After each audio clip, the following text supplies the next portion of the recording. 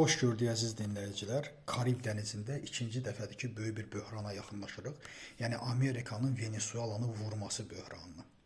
Bilirsiniz ki, artıq Amerika öz esmineslərini, Gerald Ford 4000-dən çox heyətini və yuxarıdan da bütün hədəfləri vuracaq planı ortadadır və Trump bildirib ki, hər an bu atış həyata keçirilə bilər. Maduro da artıq İrana, Rusiyaya və Çinə müraciət edib ki, ona özü üçün hərbi hava hücumundan müdafiə sistemləri alsın. Amma bu dövlətlər də hansı vəziyyətdədir? Bilirsiniz ki, bu köməyi eləyə bilməzlər. Baxın, yenə də diktatura üçbucağına bir diktator müraciət edir. İran hansı vəziyyətdədir sənə kömək etsin, Rusiya hansı vəziyyətdədir və yaxud da Çindəki buna gedərmi? Əlbəttə getməz.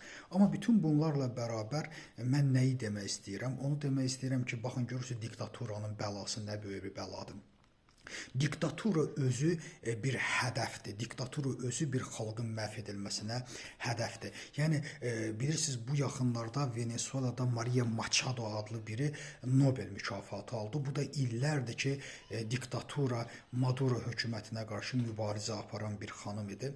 Və o xanım belə müraciət edib ki, Donald Trump'a ki, və siz gəlin və bizi azad edin və siz zərbə indirin. Baxın, görün diktaturalar xalqı hansı vəziyyətə salır ki, hətta xalqın ən layiqli nümayəndəsi belə deyir ki, sən yetər ki, gəl, bizə zərbə indir, amma o zərbənin içində o diktator da ölsün.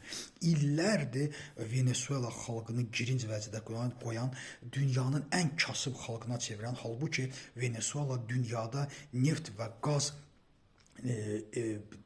ehtiyatına görə birinci yerdə durur, amma bütün bunlara baxmayaraq kasıblıq, rəzillik, acılıq orada pik həddədir. Baxın, diktaturalar bu deməkdir.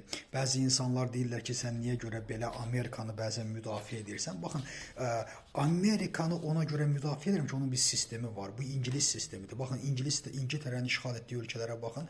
Amerika, baxın Hong Kong, baxın Tayvan, baxın Yeni Zelandiya, baxın Avstraliya. Çünki o sistem gətirir. Heç olmasa o Rusiyadan və yaxud da Çindən bu mənada əlbəttə ki, Amerika üstündür. Ona görə ki, onun demokratiya və yaxud da sistemi var. Onun bildiyi sistem yalnız o sistemdir.